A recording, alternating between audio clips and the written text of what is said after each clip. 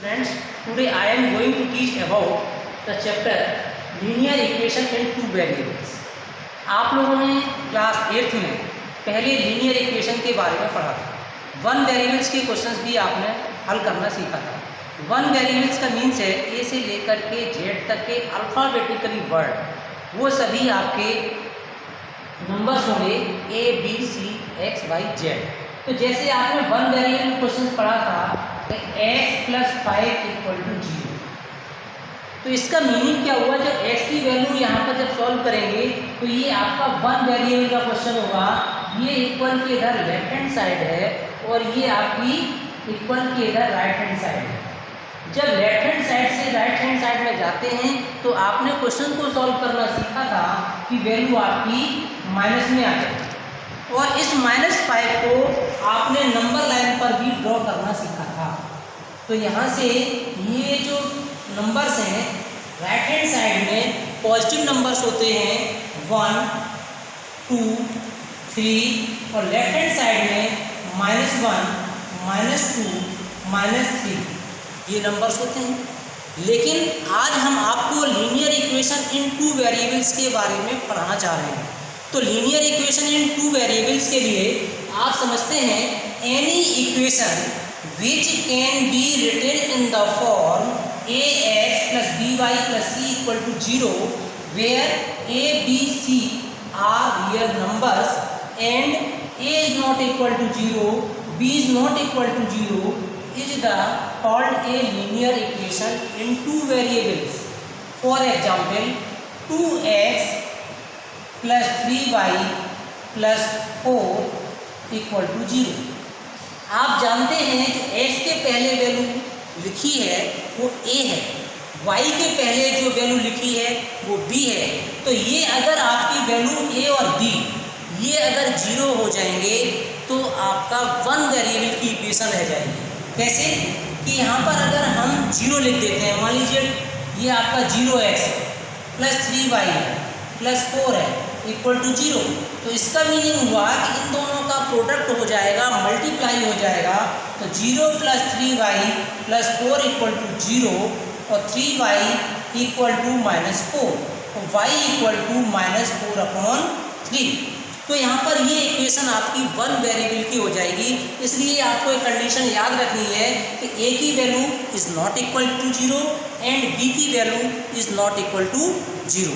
तो इस प्रकार से हम समझ सकते हैं, और भी बहुत से उदाहरणों के द्वारा भी हम समझ सकते हैं, जैसे √2x + √3y = 4।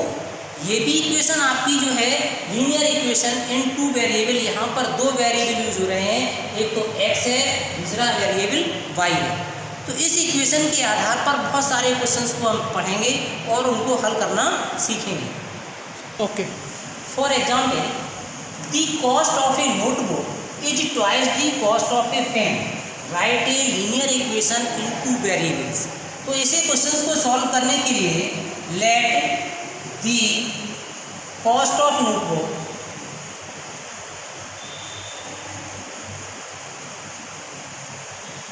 equal ₹x and cost of a pen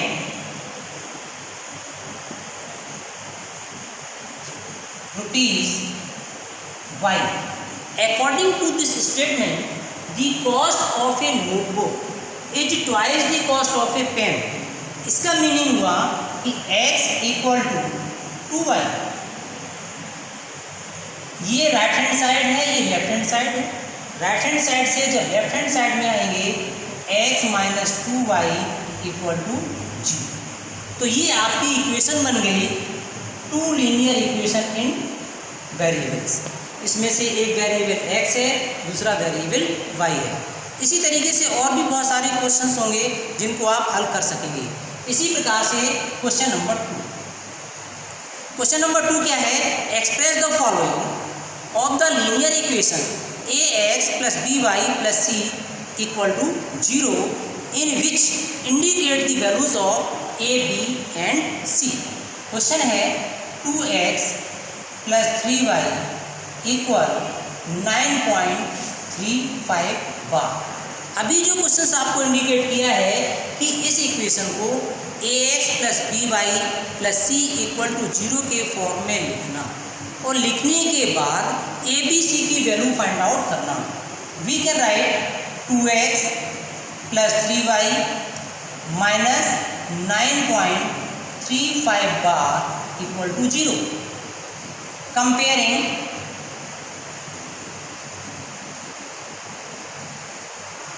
ax plus by plus c equal to 0।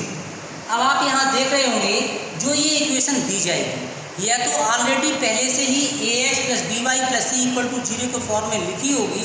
अगर नहीं लिखी है तो सबसे पहले ax plus by plus c equal to 0 के फॉर्म में लिखना। तो अब आपको कैसे कंपेयरिंग करनी है, यहाँ पर x की वैल्यू दे रखी है तो यहाँ पर इसके साथ में x को क्लोज कर लें तो ये a की वैल्यू आपकी 2 आ जाएगी। a equal to 2, b equal to y के साथ यहाँ y क्लोज करेंगे तो b की वैल्यू आपकी 3, b इक्वल टू 3 और c इक्वल माइनस 9.35 बार। इस तरीके से a b c की वैल्यू आपकी फाइंड आउट हो गई। इसी प्रकार से बहुत सारी इक्वेशंस होंगी लीनियर इक्वेशन इन 2 वेरिएबल्स की, उनमें हम a b c की वैल्यू फाइंड आउट करेंगे। क्वेश्चन का second part x minus Y upon 5 minus 10 equal to 0। अब इस इक्वेशन में ये ऑलरेडी पहले से ही ax plus B Y plus C equal to 0 के फॉर्म में लिखी हुई है, तो इसलिए हम comparing ax plus B Y plus C equal to 0। तो यहाँ पर a की वैल्यू यहाँ पर x के साथ में ओनली 1 लिख सकते हैं, तो 1 इंटू एक्स मीन्स x, तो a की वैल्यू यहाँ पर 1, b की वैल्यू तो यहाँ पर y का कोफिशिएंट 1 तो माइनस का 1 अपॉन 5 और c equal to minus 10। Students याद रखें कि यहाँ पर सॉल्व करते हैं तो कई स्टूडेंट्स हल करते करते भूल जाते हैं, यहाँ पर y अपॉन 5 लिख देते हैं, ये साइन का ध्यान नहीं रखते। तो आपको यहाँ पर साइन का भी विशेष ध्यान रखना है। कोई भी एनी इक्वेशन इन 2 वेरिएबल की इक्वेशन दी जाएगी तो उसे ax plus B Y plus C equal to 0 के फॉर्म में लिखना, लिखने के बाद a b c की वैल्यू इंडिकेट करना। इसी प्रकार third part minus 2x plus 3y equal to 6।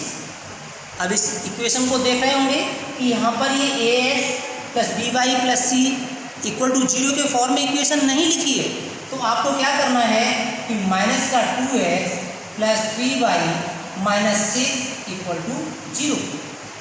Comparing ax plus B Y plus C equal to 0, तो यहाँ a equal to minus 2, b equal to 3 और c इक्वल टू माइनस 6।